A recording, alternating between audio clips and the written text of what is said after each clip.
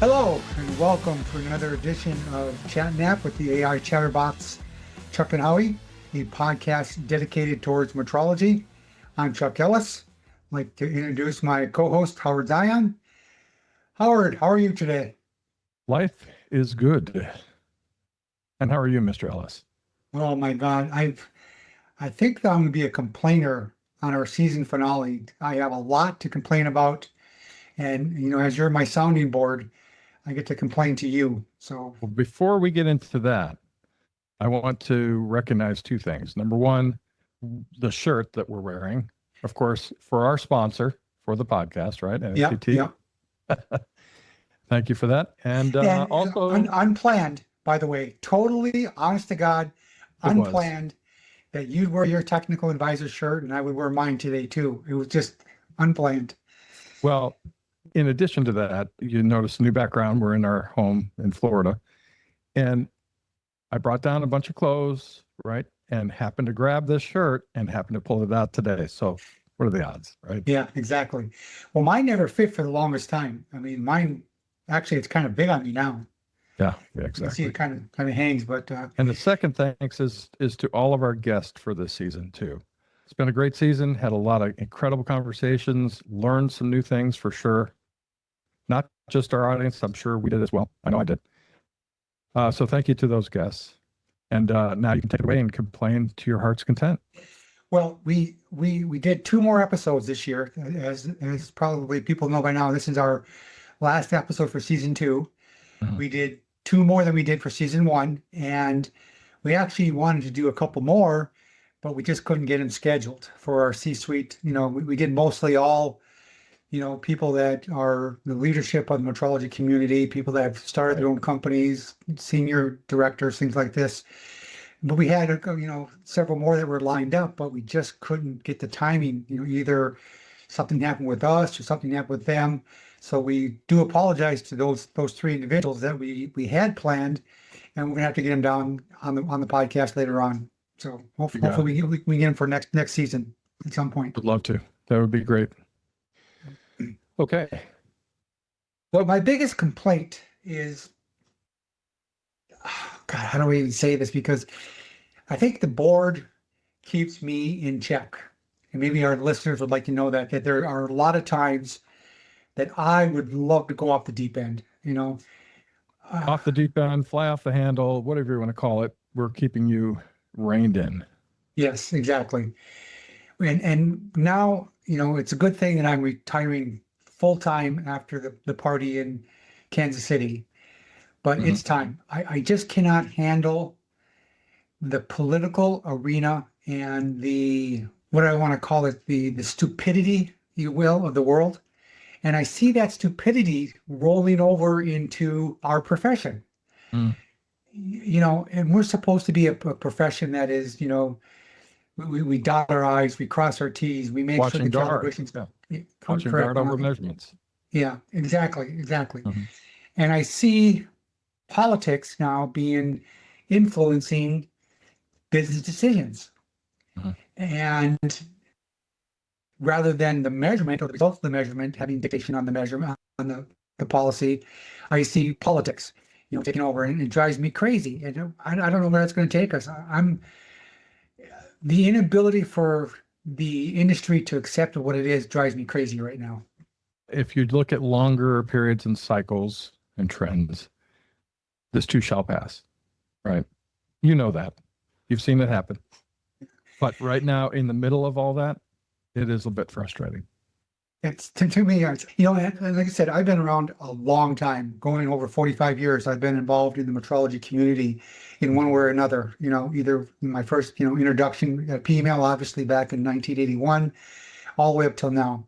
But my point is, I just got to walk away, Howard. I don't Mhm. think that my mental stability is going to be in check if I continue to see this stupidity. It's not just, mistakes being made. It is stupidity that's being involved, and it drives me crazy. So let me ask you this. Had you seen this type of thing 15, 20 years ago, would you Never. react the same way? Or is this an age-related thing for you that you're becoming less patient? Because I see that with older people. I'm not trying to Not trying to place full blame on that, but I see that happen, right? People get older and they lose their patience little by little. Well, I'm sure there's some of that, but Yeah. I think that I'm still have enough in my brain where I'm totally not, fudge and pudding, where I realize the difference between, you know, let's go back 20 years ago. And Yeah. as you know, there's this fight that I've been fighting for 30 years in the proficiency testing in the relationship with accreditation. Right. I've given up on that fight. I just said that I've fought that fight long enough. It's not going to get resolved. It is what it is. So, with that, conceptual idea that I can accept the fact that I can't change the world anymore and just live with it, I could say that, no, I don't think it's all my old age. I know I'm older. I get that. Okay. Fair enough. I don't feel older, but there's without a doubt that I have less patience today. But, I think Look, the other time I've got less patience at my age than I had 15, 20 years ago. I think it's noticeable to me, probably to others around me. I'm a little less patient, a little less tolerant for mistakes that people make. And it feels like the world is dumbing down. I don't know if that's the fact or not. I'm not looking at trends to actually quantify that and measure it as we should. But I just feel like when you're driving on the road, people are being less careless. They're more distracted by a million things, not just phones, but a lot of things. They're not paying attention. When you go to a grocery store or a restaurant and people, are interacting with you, they're supposed to be there to help you, take care of you, and they are not getting it. They're not doing their job well. And there's examples of people that do their job very well, right? And I'm very grateful for those people. But it seems like more people are making mistakes or just not caring, right? Complacency, that type of thing.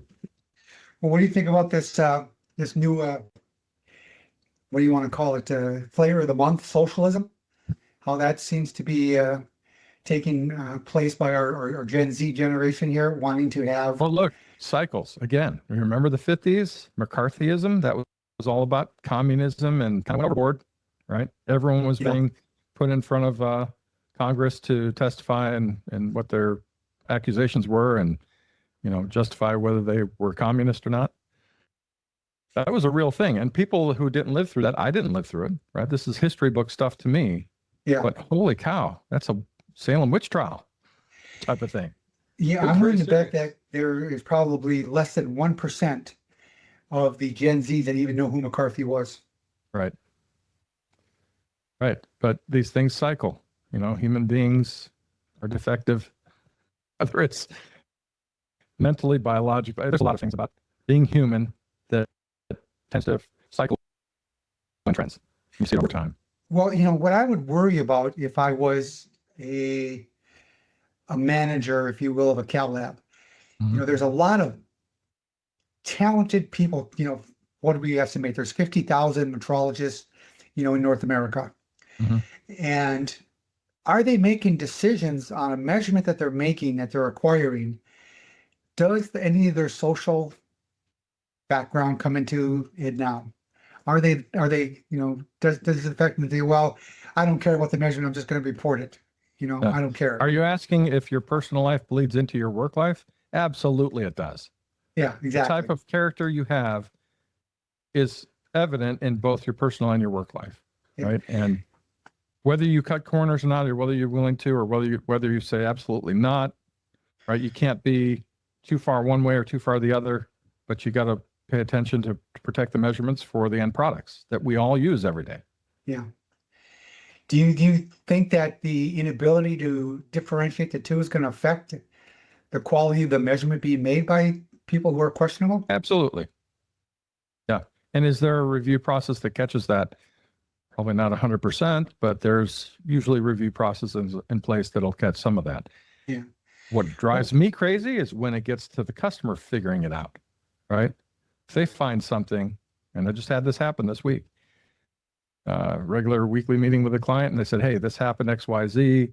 I asked for information back from one of your labs on this, got no response. It's clearly evident that there's something wrong there. So we asked again, we got a different response, and it didn't look good. So I need to file a formal complaint. That happens to every company. And so we're chasing that down to figure out what happened, right? Yeah. A tech clearly didn't do something they should have done, and we think we know what it is, but the point being, either that was lack of knowledge or willful intent. And we got to figure out which one it is. Yeah. Well, okay. So the end result is we have to, if I'm still a manager, do I have to be more concerned, or do I have to put in place more controls so that the decision that they're making is not affected by any political agenda that they might have? Yeah. Oh boy. That could be costly. I get in trouble there because do you know this? What's this guy's name? Mr. Wonderful on the Shark Tank. Did you happen to read the comments that he made about Gen Zs and why they're failures? No, I don't think I did. Okay, let me give it to you. The short part about it is that he got in trouble for making a blank statement about what's happening with Gen Zs. You know, how they're spending $28 on lunches when they're only making $100 a day, and they take it home. You know, he says, well, they're going to end up taking home 70, and they're spending $50 a day on food, food and their social media and all this other stuff. Probably, and they live like in the basement. DoorDash services, Uber Eats types of thing, where they're getting fees on top of the food, and they're like right down the block and just go get it yourself. What's the matter with you? Well, exactly.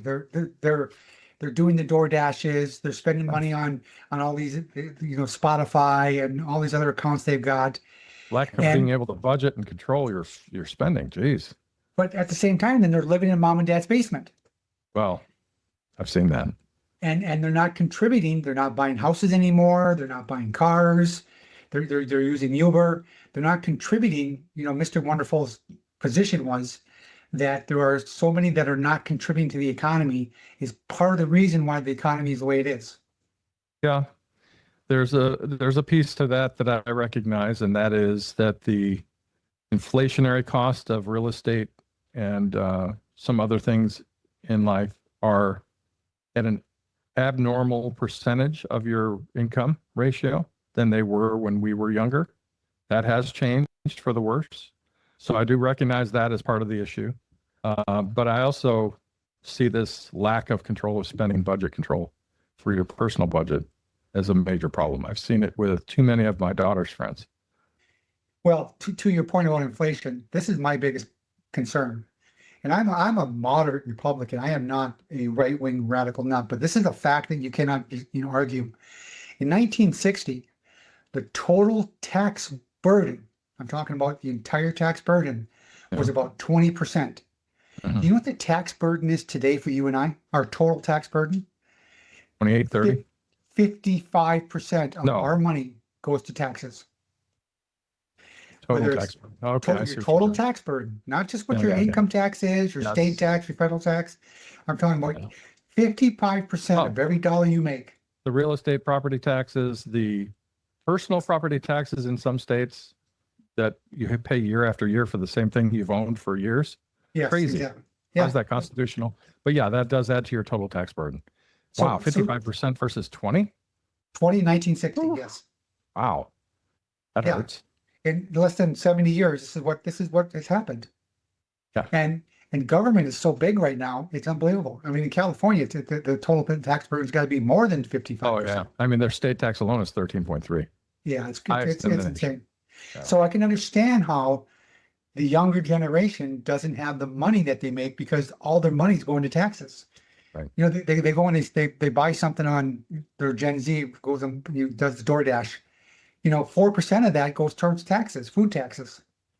Yeah. Anyways, I mean, I'm not here to give it a class on the economy, but so it's back to Mr. Wonderful's statement, was he spot on? Was he off a little bit? Oh, he's spot on. In my opinion, he's spot on. Yeah. And it's a fact that if the next generation doesn't buy houses, where are they going to live? They're going to have to rent. They're never going to be able to be under control. They're going to have inheritance taxes when their parents die and they leave it to them, right? More tax. And they won't be able to keep the house because they won't be able to afford the tax on the house. So, so the house will be bought out by someone. If that happens on a large scale, and of course, there's been studies on this talking about the largest generation, right? The baby boomers, as they retire and or die off, then that creates a major real estate problem that they're predicting by 2035. I don't know if that's changed, Yeah. but by 2035, they're predicting that real estate values will tank.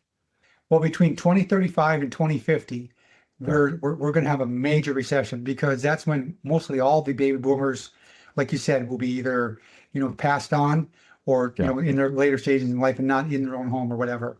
Exactly. So that 15-year cycle is predicted to be very, very bad for the economy.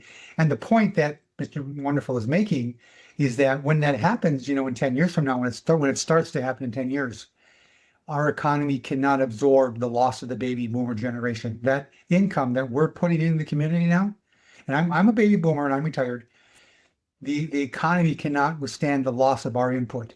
So what's the answer, Chuck? Have more babies? Yeah, exactly. There's a lot of people. You've heard it here. Get busy. Well, for the first time in what, generations, we're actually not improving. We're having less population growth than we've had ever in the history of mankind. Yeah, exactly. Which some people argue is a good thing, because we're overpopulated already.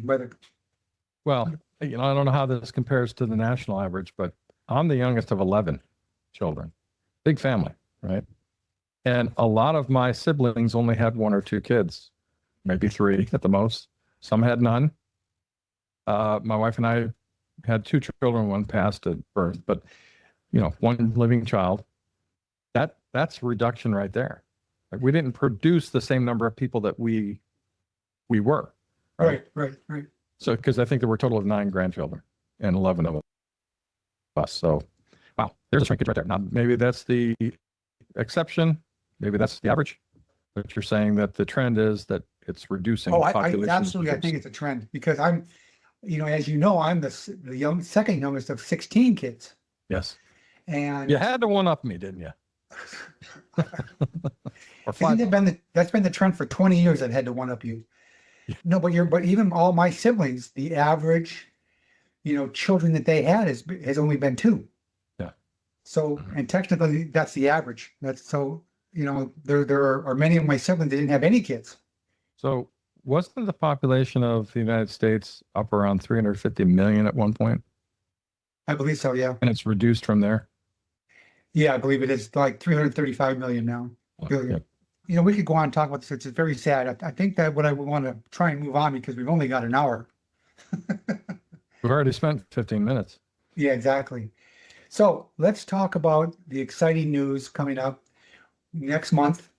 We're going to wonderful Kansas City, Missouri, not Kansas City, Kansas, right? Because that's the hotel and the conference is in Missouri. It is in Missouri. That is correct. Yeah, so we're going to Kansas City, Missouri. So just for the listening audience, because I know we get this question a lot living in Kansas City. Kansas City is a city that is split by a state line of Kansas and Missouri. It's still one big city, but of course the taxes are different in each, but it is Kansas City. The airport is in Missouri. Downtown is in Missouri, and that's where we're going to be. And then there's Kansas City, Kansas, a little bit of that houses like Kansas University, things like that. But isn't the border between Kansas and Missouri really close to downtown? Fairly close, yes. State line, that's where my daughter lives, right on state line on the Kansas side. She's looking at the Missourians. And she's maybe 15 minutes from downtown, 10 minutes from downtown. She's very close. I remember years ago we had a branch office in Kansas City, Missouri. And on the other side of the road was Kansas City, Kansas. Yep. And I think it was Main Street. Is that still called Main Street? There is a main street there that crosses state line. It's perpendicular to state line. But state line is the dividing line. Yeah. Okay. Is it called the street called State Line Street? State line, yes. Okay. All right. Yes. Interesting. Because the same thing happened in Tahoe, where there was a street called State Line Street that separated Tahoe from the border between California and Nevada as well. Where I was raised in the Chicago area, the suburb is Lansing, Illinois. And there is a state line road at the edge of Lansing that goes into Munster, Indiana. Okay. Right? And that's the name of the road, state line. No kidding. Okay. I'm sure that's pretty common in a lot of states. So we're getting ready for that. I'm hoping that the NCSL gets a great draw, and I think it's Yeah, and we want to talk about the change in venue for the party? Because we thought we had it solidified for, was it international? No, it wasn't that. We're not going to name who we thought it was. Yeah, doesn't We're matter. not, yeah. Point is, what we had said before is changed because they messed up. And so now we're going to be at John's Big Deck. Correct. And that is a pretty exciting place to be. So it'll be a lot of fun. I was looking at the menu, by the way, and I vote for the, of course, $25 to $30 per person menu with the, barbecued food. I'm sure you're not going to go for that. No. What the format of the, once again, we're having a 30th anniversary party. And if you're going to NCSLI and you're a supporter of NAPT, if you've ever participated, if you ever said a good thing about NEPT, if you said a bad thing about NPT, you're welcome to come join us. You bet. We're going to be at John's Big Deck on the 26th of July. We're going to have, a couple of cocktails on NEPT. We're going to have the ability to do that. We're going to order just appetizers. So we've already worked it out with They that. look like good appetizers. Yeah. Yeah, so we're going to bring out, a combination. We picked 10 different appetizers. And as the crowd comes, they're just going to bring out appetizers, and we'll talk about how great NAPT is and where we started 30 years ago and where we are today. So I'm looking forward to be a good celebration. So we'll be able to, really enjoy the party and, have a little appetizer and a couple of drinks on NAPT while And you're some socializing. Yeah, Not absolutely. this type. Which we're missing out on, Yes. Yeah. I've actually, this week, I've had a few things that I could have texted. Instead, I made phone calls. Yeah. Good. So, but I don't know, maybe I'm trying to get away from it so I can get rid of my phone. I got a smartphone Mm-hmm. and I want to get rid of it. I want to get a flip flop. Going back to the dumb phone. Going back to the dumb phone. Yeah. So that's my next changeover is I'm going to do that. Get rid of my big old truck and buy a smaller vehicle because I don't need my big truck anymore. In the new entranceway is decorative stuff, right? A couple of books on the side, on top of a little table, nice little lamp. And on top of the books is an old rotary dial phone. I'm going back to that. Well, let's change the topics a little bit. All right. Did it. Let's talk about season 2. Season 2? Season 2. All right. We had all basically leaders of the industry, people that are, what's the best way to describe them? People that have achieved success, if you will, within the metrology community. Correct. Yeah. And the target was C-suite or C-level executives, anyone that had a C in their title, right? C, chief financial officer, chief executive officer, chief operating officer, chief sales officer. That was the goal. Now, we did have some mix in there of presidents and vice presidents. Great combination of people, but this was really a focus on leadership in the metrology industry across many different parts of the industry. Well, after we had our season opening, we had Mr. Price from IndySoft on, which was a fabulous conversation. I got to learn a lot about exactly where he'd come from, how he developed IndySoft, and where he's taken it. So that was, I thought, was a great way to, even though I knew Rhett, I didn't know him very well because you seem to never have. Yeah, he seemed like a bit of an enigma, and it was really great to get to know him. Yeah, I really enjoyed it. And then we had, I go ways back with Michael Walsh. Yeah, he and I we love to tease each other, and I've been lucky enough to be on the golf course a couple times with Mike, and always he's a good stick, and so it's a lot of fun to be able to converse with Mike, and what a job he's done since we had him on. When we had him on, he was the CEO of ESCO Calibration. right. And now he's went to the dark side. What? Beautiful bright side, blue side. Well, Transcat acquired ESCO Calibration since we had him on, and so he's now technically one of the greatest achievements, I might add. He's definitely now retired, and he's enjoying retirement. I just got a email from him the other day telling me about what he's doing in retirement. So he's enjoying it, as he should. Yeah. But just as a sidebar here, the other person that we know that Transcat acquired, he is bored so much. All he does is go fishing. Oh, does All he he want a does, job? I'll hire him. I you'll got a hire him. position for him. Yeah. So, but no, Transcat has taken over a lot of laboratories in the last 10 years. I mean, that's part of our acquisition. That's part of our strategy for growth, right? Acquisition growth, organic growth. And we've had good successes under Lee Rideau with the acquisition growth over the last 10, 12 years. Really good record of number of companies that we bought and the quality of the companies that we've acquired. Yeah. Great addition to our team with these people that we've brought in, which is incredible. Right, right. Well, getting back to our guests, that was a great conversation we had with Mike. Same thing. We learned a lot from Mike in that podcast. So if you want to Well, learn how to he's a build kind of business, behind the scenes guy, right? He was never really, he doesn't like to be in the public eye. So I'm glad that we were able to get him onto the show because that was a great learning experience for us. yeah, yeah. And then we had Henry on, which is, we've had Henry, that's the second time we've had Henry on.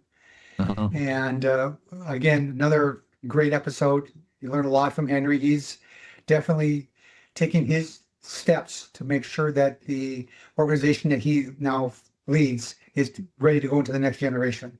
Yeah. So he's done a great job of that as well. And his So- son is taking pretty active part too. I noticed him on LinkedIn quite a bit. Yeah. Well, he's ready to turn the reins over. And I'm not sure. I don't want to speak for Henry if the heir apparent's going to be his son or not. I could answer that question. Yeah, I'm not sure that he's ready for that quite yet, but I think he'll get there. Yeah. I had hoped that my eldest son would become more involved with NAP, but he went to the dark side as well. Come on now. Glad to have Ned on board with us. Yeah. And well, to give him a little bit of prop, the Transcat is kind of like grooming him now to become bigger and more responsibilities, and he's excited about that, and he's taking on a bigger role within the Transcat sometimes community. the kids just need to get away from the parents for a little bit and go out on their own and learn things, and it's good for him to have different mentorship. Yeah, It'll give him a different perspective. He's definitely learning that. And then we had John Sanders on from Aditel, which same thing. John is. Well, I've known John for years. So I don't Forever. think you knew him as well as I did. Yeah. Yeah. You knew him better than I did. So, it was, your thoughts on the episode, I thought it was a great episode as well. Oh, yeah. Yes. Yes, absolutely. Love to have John on, and we'll have him on again. Yeah. He definitely, because that, if I know for sure that conversation, we had to cut him off. We were going on so many topics. We never really got to even our question and answer period, if I remember correctly. Right. So then we had Patrick Jester on. Patrick has become what do you want to call it, a player, if you will. He left his previous employer and decided to hang his own shingle. And he's now the vice president of NCSLI. He's taken on that voluntary role, and he'll be leading that for a couple of years here. I think next year he takes over as the president, and he'll be the leader for 2 years. So that's great. And then we had a friend of yours on, Tom Lilly. Yes. So Tom and I share the same set of clients, right? Life science clients that we support, me through Transcat, him through his own software company. And so that was good to have him on board, get a little different perspective on how to support those types of clients. Yeah, it was also a good episode for people that want to learn something outside the box about not really metrology related, but there is that semi-relationship between the metrology community and what Tom does. Yeah, data management, document management.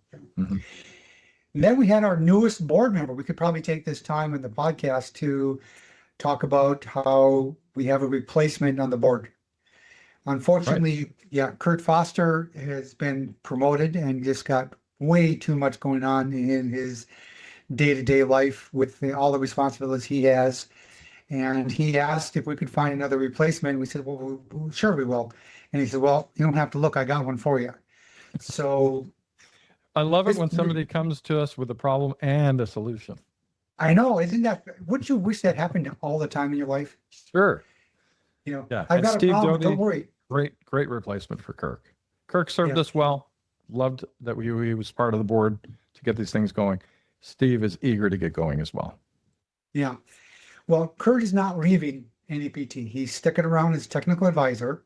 Okay. And so, our current technical manager will have the ability to reach out to Kurt whenever there's a problem. And Kurt is so well versed. I mean, you can reach out to Kurt for any discipline. It doesn't matter. He knows it all. He's one of the like the top 5 metrologists that I know that I have so much respect for because they're Completely so well agree. versed.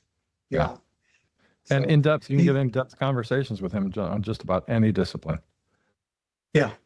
Yeah. So replacing him is Steve Doty, and Steve Doty is no stranger to the accreditation community. Right. I mean, his resume speaks for itself, doesn't it? Oh, absolutely. I don't know that everyone knows him, but that's why we had him on the show, right? Exactly. Yeah. Get some exposure. Well, he started out as we talked about on the bench, and he's led all the way up to where he ran NavLab.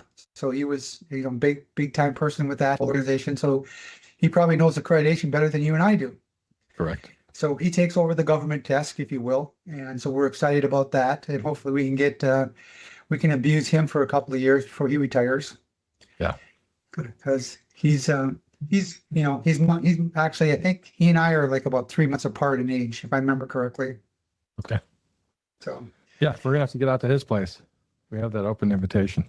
yeah. And then we did the reverse questions with Troy Thomas from ESCO. Last year, people might remember that we promised we'd have Troy back on to ask us, 20 questions, and he basically came on, and I think that he asked all the questions that a normal participant would ask. Yeah, I mean, really excellent questions, good foundational questions to get some answers out there for people who just don't know NAPT or don't know it well enough. I felt like I was being interrogated, to be quite honest with you. I felt like, He did his most job of- well.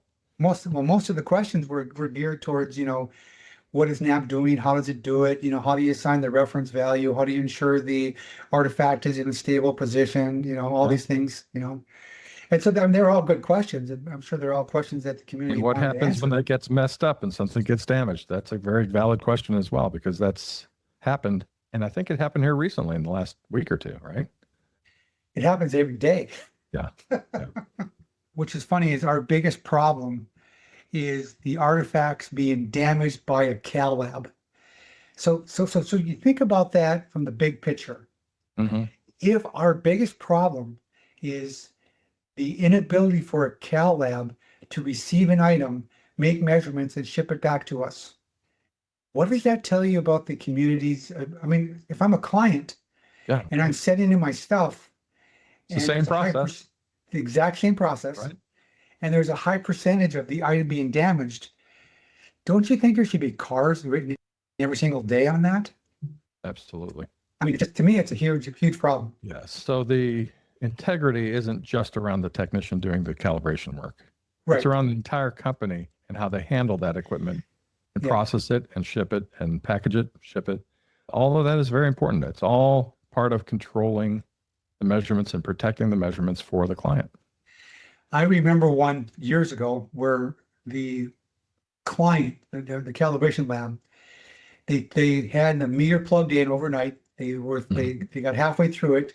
They left it plugged in, and a janitor came in and caught the cord with a broom and knocked our artifact off the bench onto the ground, bust into a million pieces. And the lab couldn't have been more sorry. But you just know think what's about worse than that? Not knowing that that was dropped. And if it didn't get physically damaged where you could visibly see it, put back on the bench, shifted, and nobody knew it. Exactly. Yeah. That would be worse. Which we You don't want either one, but that would be worse.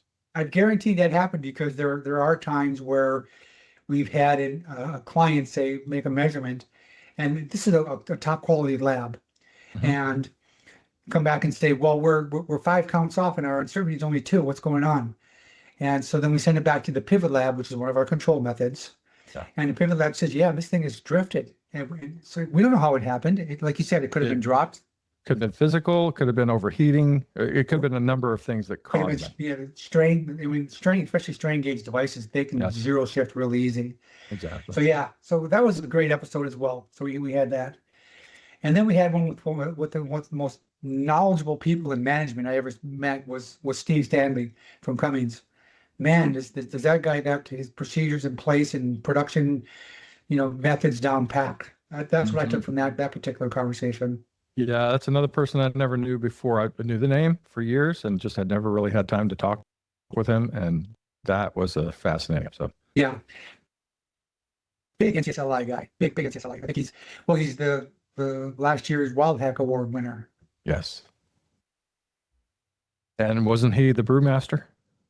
You're correct. He's retired now. He's also Yeah. one of those baby boomers that has moved on, and he loves to brew his own stuff, and it's a passion with him. So he's got a second career. So I think it's easier when you have something to step into when you retire versus just stepping down. Absolutely. Yeah. And just for example, I mean, I'll be honest with you. When I talked about retiring, my goal was to play golf every single day when I retired. Now I can't play golf because of physical limitations, but Yes. so it's actually harder for me because now that I'm retired, I have to find something to What you do. don't what you don't want to do is go cold turkey, right? Because your work gives you purpose, gives you Absolutely. meaning. You And to have to just have, stop that and have nothing is not good. no, not good at all. Exactly. And that's the kind of dilemma that I'm in. It's my personal battle. And I'm hoping that, I can get, enough physical strength back where I can play golf again because I still love the game. I'm very Sure. passionate about it. But my point was that Steve's retired and a couple other people that we all know are retiring.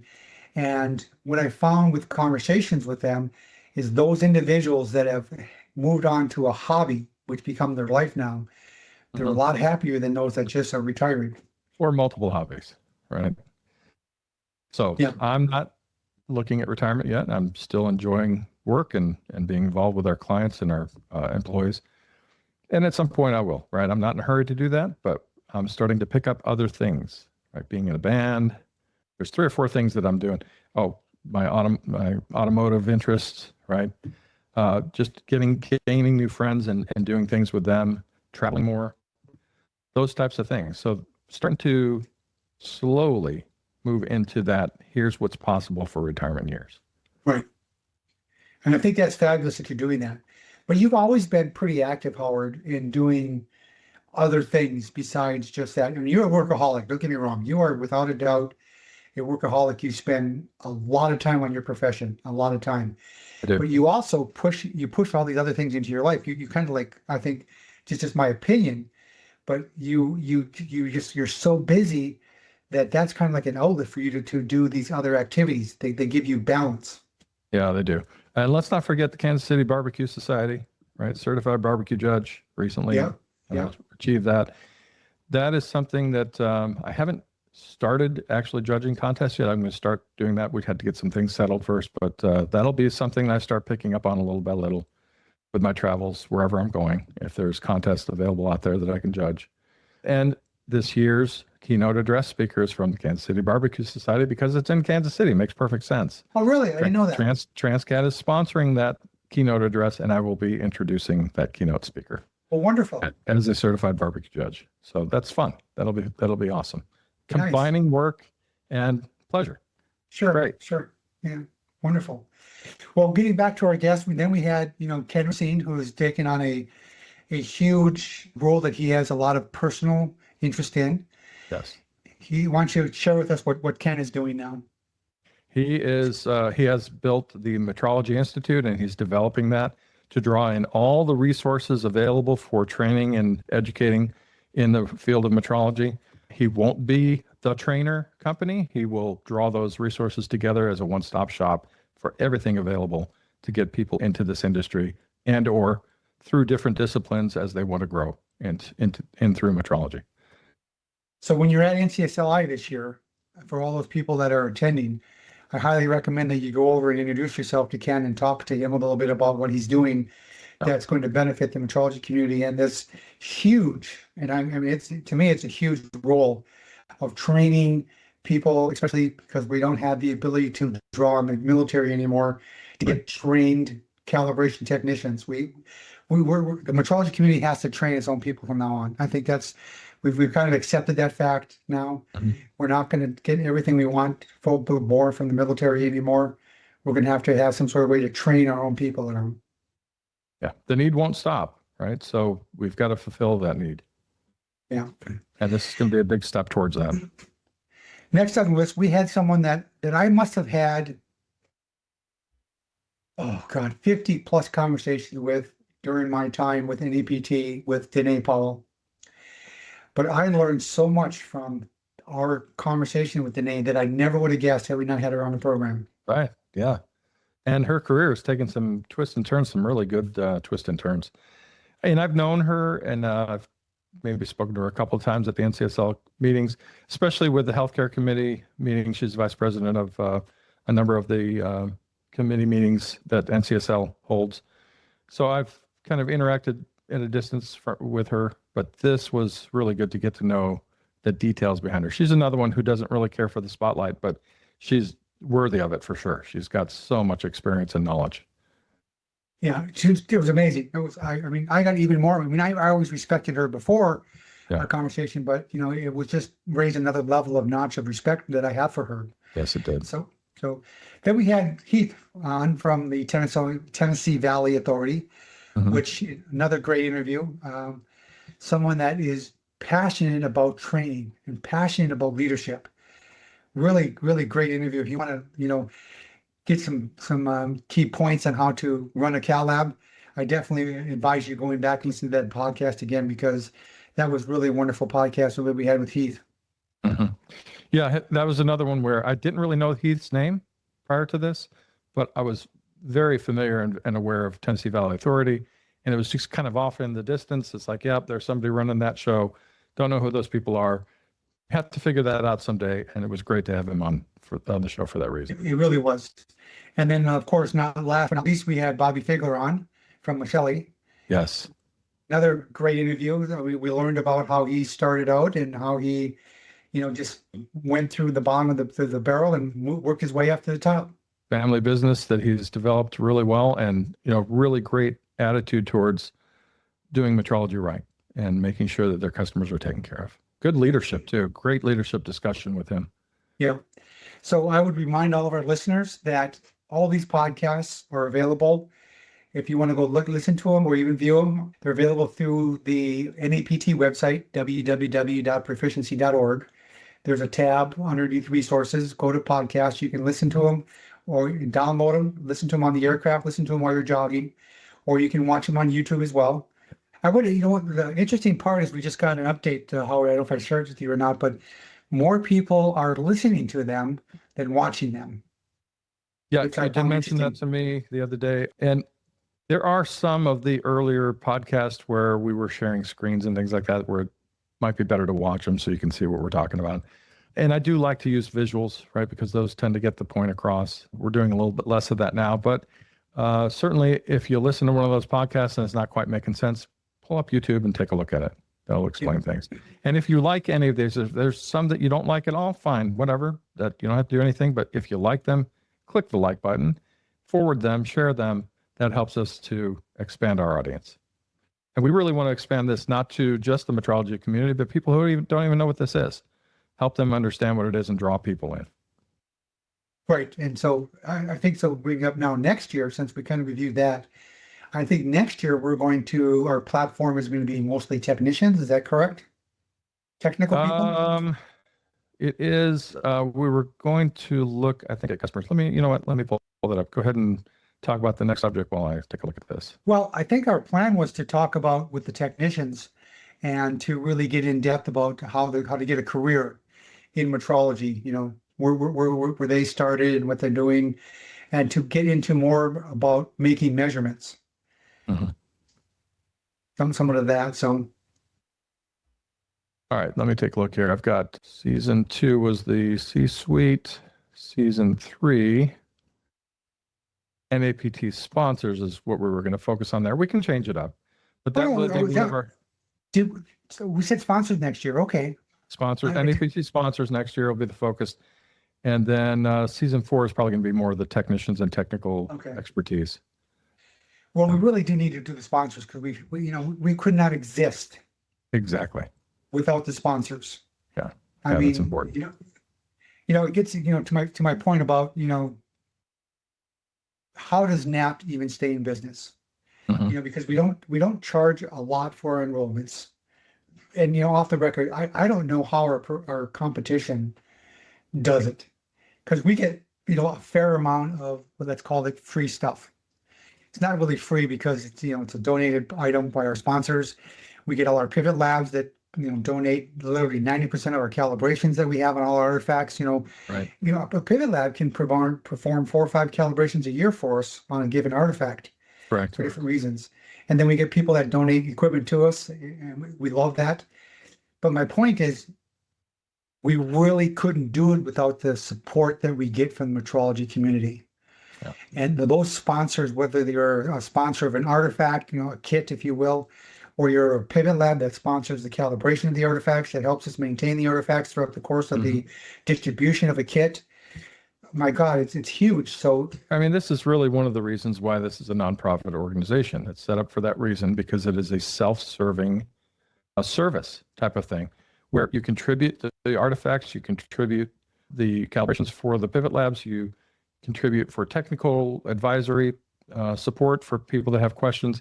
We're a community that helps each other to make sure that we're proving our competence, proving our ability to achieve the uncertainties that we state we have. Even though you have an assessment in your lab from auditors coming in from the accrediting bodies, you're really proving this through a blind study test. That's the proficiency test. exactly. Or interlaboratory comparisons. And that's really how you're proving that you can do what you say you do without bias. Right. And we tease, the closing statement I make pretty much on every podcast. That's, we tease that if you're not doing proficiency testing, you're not doing, proving your technical competency. We kind of say that at the end, but we really should say that in the beginning because the truth of the matter is, Howard, that if you're not doing proficiency tests, there really is no way to prove your technical competency by an independent body. Right.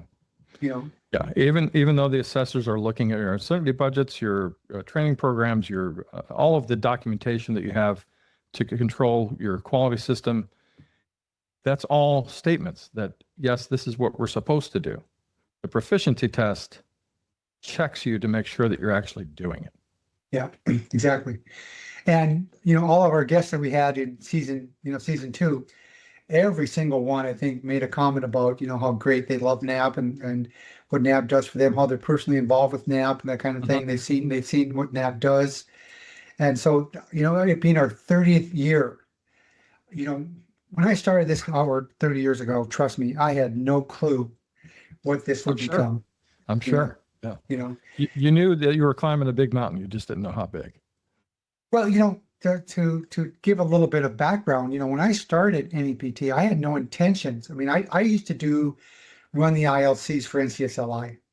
I ran, I think, 4 of those before ChatNAPT even started. But it just took too long, and it wasn't a dedicated service. There would be a couple of them that I ran. They ran for 18 months. There's no value in running an ILC that takes 18 months to get a results back. Time. Right. That kind of thing. So I went to all the different organizations. I went to the NCSLI board. I went to ASQ. I went to, different people, and they all said, nope, we're not going to touch it. There's, it costs too much. There's no value in it, blah, blah, blah, blah, blah, blah. And well, they didn't see a path on how to get from point A to point B. And you did. Yeah. Well, a lot of trial and error, my friend. I'm sure. There's a lot of, there are a lot of mistakes were made, a lot of necessity is the mother of invention, and that's what you did. You went through the demand, the need, and you formulated, how's this? Oh, this doesn't work. Let's try this until you figured it out. Well, the point that I wanted to get to is through all that trial and error, all the mistakes you made. If the metrology community, our sponsors, if you will, call them that to what they are, if I wasn't able to convince all these people to step up and help NEPT, there would be no NEPT. It would never would have happened, right? Exactly. And that's I kind of feel what Ken's doing right now with his project, with the Metrology Institute. He needs help as well to make sure that what his initiative is You know, don't, so Ken, if you're listening to this episode, don't give up. You know, you can tap into the community just as much as other people It have. does. It does take a community effort to make that work. Yeah. So, And there's a lot of desire for that. There's a lot of need from every individual company, internal labs. They all need this. And they struggle with hiring and training. yeah. And this is a way for us to fix that problem together. Well, to NAP's case, the sponsorship is needed even more than ever because with the cost rising, you know, we don't want to have to raise the price of enrollment for the kits. Right. And the way that we keep the cost down is by the sponsorship that we get. Right. You know, there's been some talk about actually going on for, you know, having cash donations, you know, try and get the It's a big tax companies. Yeah. Take advantage of it because it ends up supporting you in the end anyway. Yeah, I don't think that's going to happen, but Hey, I'm not too proud to ask. well, you know, if it comes down to the point where we need the funding to continue, you know, then so be it. We have to do that. But I'll be honest with you. So, you know, I've been watching probably too much television, you know, the last 2 years. And one thing I noticed that on this one called Next Star Media, they own a bunch of television stations. You know, they own MeTV, they own, you know, the Laugh, they own the Western station. Uh-huh. But what is really irritating is almost 90% of their commercials are what I call begging commercials. You know, you got the St. Yes. Jude, you know, all the different departments. SPCA, right? All of that stuff. NCAA, exactly. Okay. Every commercial is for $19 a month, only 63 cents a day. I mean, I've heard these commercials so many times. I Chuck, probably NAPT, this needs a commercial that's $19 a month.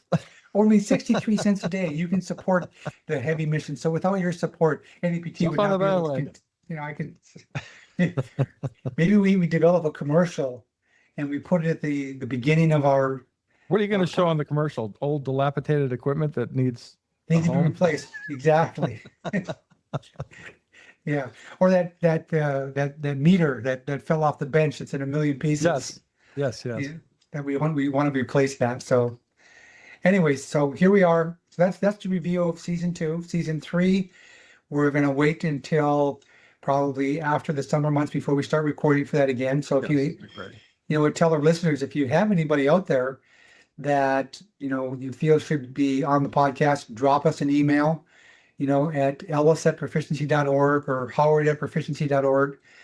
And Now we're we've got good. a list. We've got a preliminary list, but that doesn't make the full season. And we want to hear from you anyway. So if you have anyone that's an NAPT sponsor that wants to be on the show, or you think should be on the show, even if they don't want to be, we'll convince them to get on the show on one of the episodes. Well, you know, as far as that goes, if you got any comments you want to, you know, share with us, whether you like it, you don't like it, if you think the format should change, should we spend more time talking about, you know, the uncertainty of a measurement, which I really don't want to do that. I don't want to do a. Hey, we can get into the technical details if we need to, but of course, half the audience will be sleeping or just not watching.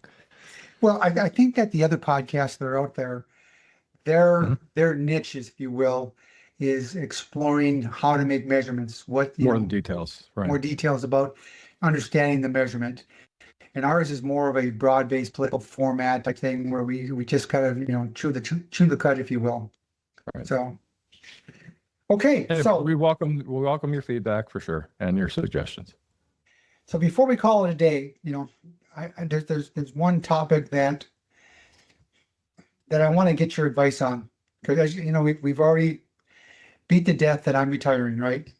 Mm-hmm. How do we, NAPT now, how do we combat the outright lies that are out there about providers? There's no doubt that NAPT is the largest and the biggest. You know, we control 80% of the market, but it drives me crazy personally and professionally, and it makes me want to go on a rant when I see the other providers doing unethical things. Do I just forget about it, Howard, and say, you know what, there's nothing I can do, customer beware? Is it that whole theory? So it is. I mean, Phil Stein wrote that paper on customer beware, right? Yeah, right. And it was an excellent paper, and it applies throughout time. It is timeless. It is just like anything you do in life. Take your car to the shop for repair.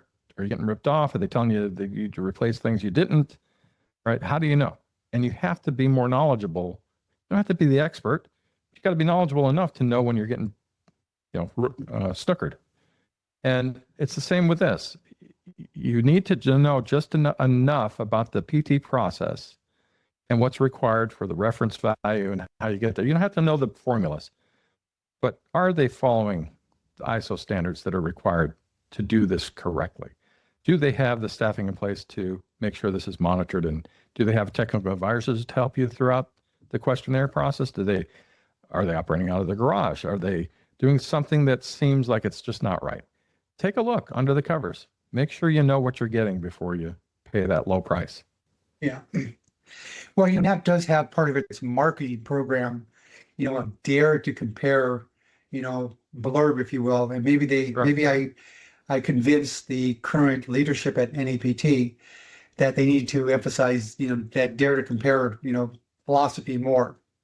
It's a good campaign. If you recall, I don't remember how many years ago, maybe 10 or a little bit longer, Agilent Technologies, which is now Keysight, but Agilent Technologies had the Remove All Doubt campaign. I thought that was a fantastic campaign. Oh, yeah. And really? their marketing material really dug into, hey, have you thought about this? Have you looked at this with your current cal provider? Are you making sure you're getting what you're paying for? Or are they just doing 1-point checks? Are they doing this, that, and the other? Are they doing the uncertainties correctly? Remove all doubt so you know what you're getting when you pay that calibration price. Yeah. So it's a good concept. Well, the board has advised me not to do what I want to do. And we will continue to do so. Well, I feel like my hands are tied, in handcuffs sometimes because, there's an old cliche about, me, Howard. I put my size 13 in my mouth too many times.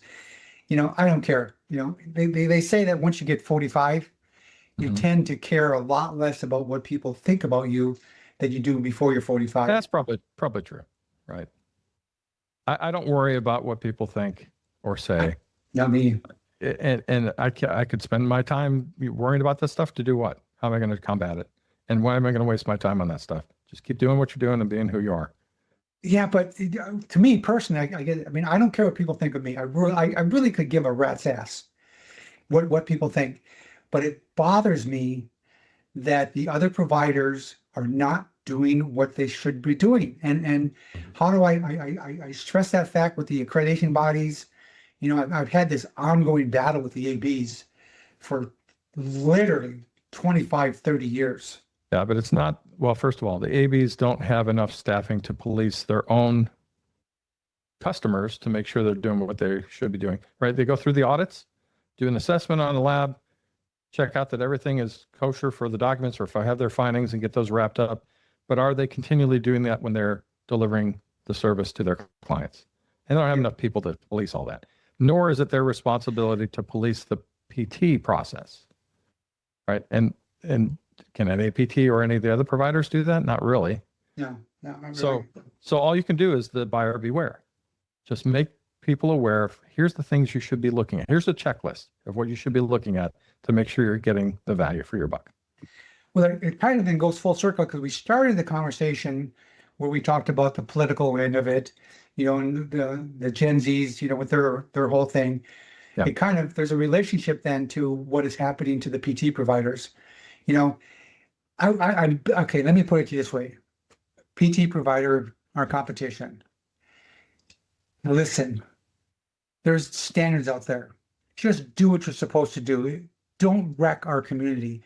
Don't shortchange your client. Do the right thing. That's all I'm asking. Yeah. And if in doubt, get some help to make sure you're doing the right thing. Right, exactly. Okay, so you're saying don't do what I want to do. Don't go, gangbusters. It's probably not going to help. So here's my analogy to that. So you have children, and it's not like after you raise them 18 years, they're off on their own and you no longer have anything to do with them, right? That doesn't work well for the people who do that. They're always your children. You're always their parent, right? NAPT will always be your child, even when you retire. And what you do reflects on that child. So. Oh God, thanks a lot for that. Thanks a lot for that. So, for the rest of your life, it'll be that way. And here I plan once I retire to go on LinkedIn and just, badmouth every day until LinkedIn blocked me, No, not a good idea. Well, speaking of LinkedIn, let's address that before we call it a day as well. I am so disappointed in how the platform has changed. You know what I'm seeing? I'm seeing people that are begging for money on LinkedIn as well. I haven't seen that. Oh my God, it's driving me nuts. No That kidding. it really is. Like GoFundMe type of thing or what? Oh yeah, yeah, yeah. Wow. There was one that was on there just was it yesterday or the day before, and I'm not really going in there and checking it every day anymore because Huh. the platform has changed so much. But I'll be honest, I still bring it up on my phone once a day and to check things out. And once I a day you comment bring on it. some things. Yeah. Yeah. But the thing is, I don't even scroll through my feed. I only look at my notifications because Yeah. there is so much crap that is irrelevant Same to my here. feed that's in my feed. Yeah. All I want to, Usually the first thing that pops up is relevant, and then I don't scroll any more to that. I go to my notifications, I go to my contact list. That's it. yeah. There's all these suggested posts now and these political posts and these people that are begging for money, and it's just, I call it, face link now is my new Yeah, nickname that's for it. not what the platform was intended to be. And Well, it is LinkedIn's corporate job to police that and clean it up. well, I don't think so. Now remember, we're not LinkedIn's clients. At the end of the day, I get it. It's a business and they have to, get ads and they have to make money at it. I get it. But the way that they've done it is they've overdone the ads, if you will. And there's literally, 5 ads that they place into every single, post I get from my contacts, Well, if it's to the point where it chases away your audience, that's not good either. right. And that's what they've done. So, and 'cause there's a lot of proof to that. I used to get, when NAPT makes a post, we would get between 1,500 and 2,000 impressions. Mhm. Now we're getting less than 500. So that tells you people are not looking at not only the NAPT impressions, and our posts are informative. Usually, 90% of our posts are informative. So people aren't even looking at our stuff anymore. Right. And there's a couple of, let's call them influencers that are on the LinkedIn that I used to follow quite often. And you could see they would get, a couple thousand impressions as well. Now they're getting less than 100. Mm. So, I just wonder if I'm doing that, why am I going to continue to try and put my stuff on LinkedIn if I'm only doing it for 100 people? Yeah. I'm going to spend, 10 hours to talk to or give an impression for 100 people. Mhm. In short, my target audience is not what it is anymore because there's no audience there anymore. That's right. Yeah, So, that's exactly right. All right. So switching to last topic that I want to bring up, and that is, did you see last night that Blue Origin lost a rocket on the pad? I did see that. Yeah. Their New Glenn rocket, they did a static fire test and it exploded. Incredible explosion. And of course, people saw that or heard it for miles around. Now we're about 80 miles south of there, 75, 80 miles. And we didn't hear or see anything that I recognized. But this morning we woke up and there was a smell of smokiness in the air. So that's probably drifted this far south. But yeah. So anyway, that was sad. I mean, that's part of the testing process and it's part of the results that can happen. And of course, I get on Instagram, most of the comments are just leave it up to Elon. He knows what he's doing type of thing, right? Yeah. Jeff Bezos, right, of Amazon, who owns Blue Origin. But Right. anyway, that's one of those things that happens and they're going to have to pick up the pieces and learn from it and move on. Well, it can go without saying that Blue Origins is literally years behind SpaceX. Correct. Yeah. Yeah. But this is all part of the commercial industry that NASA wanted to go to, what needed to go to, right? And that's just part of that learning process of getting to the point where they can have reliable launches, safe launches. And thankfully, nobody was hurt that was reported. It was an unmanned test. Right. Yeah. So, Yeah. Yeah. So that's your interesting point there is that how do I want to say this is that do mistakes have to happen before we can actually really get a good product? I mean, that is part of the success failure type of process until you get to success. It is absolutely part of it. Now, You know, could this have been prevented? That's part of the learning. yeah, How do you make right. sure this type of thing doesn't happen? What caused it? Well, the reason I relate that, Howard, to a very small scale, nothing, I'm not trying to compare any PT to Blue Origins, but there are a lot of mistakes that were made by NAP, 30 years ago. Yeah. So everybody makes mistakes, is my point. Mhm. Thankfully there were no lives that were lost during this mistake or whatever happened that caused that explosion. It was a major explosion. I don't know if you saw the news, but it was huge. I did. Yeah. Pretty enormous. Yeah. Well, anyway, so I thought I'd bring that up as a point of discussion for social interests, business interests. So now people know when we actually recorded this episode was the day after Blue Horizons blew up on the, Okay. because it takes a couple of weeks usually by the time that we record something. Yep. And we send it over to post-production and they put a spin on it and they get all of our bad words taken out of it and then they put it, up on the website. Is this the point where I can spit out all my bad words and they'll take care of it? They'll cut it. Well, I don't want to cut my bad words because I want them to know that I have vulgar language But you're and passionate.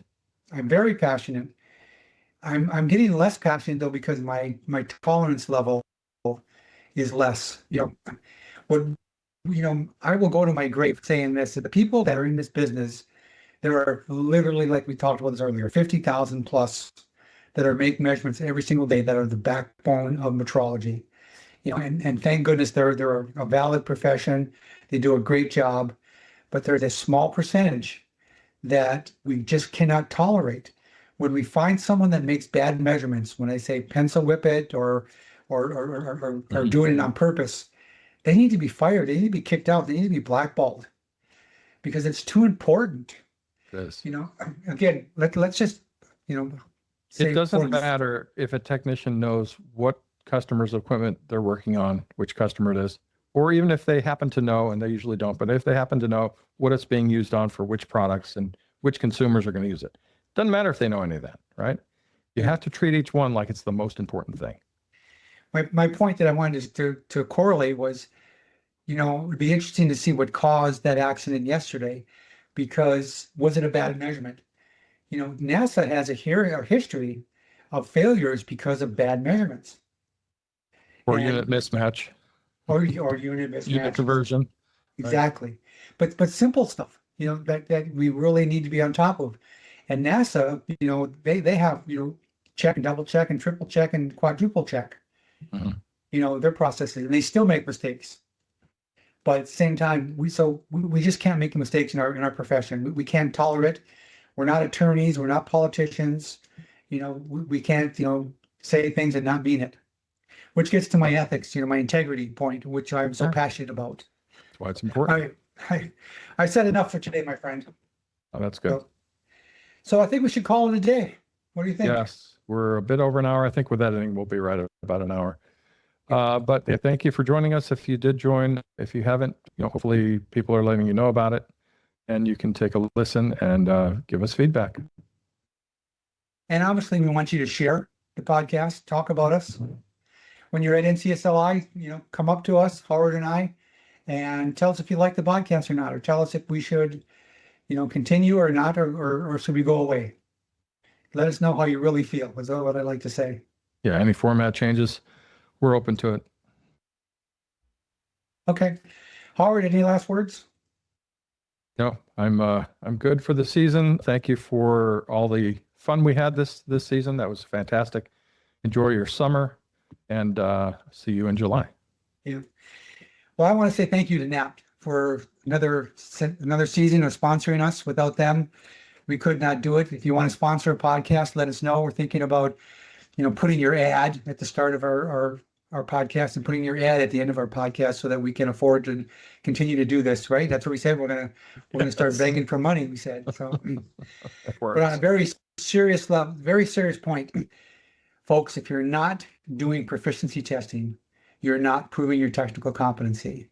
So either join a well-established, well-managed PT kit with any PT, or do with another provider, or even do it yourself. We have the tools that help you do it yourself, but you need to do proficiency testing.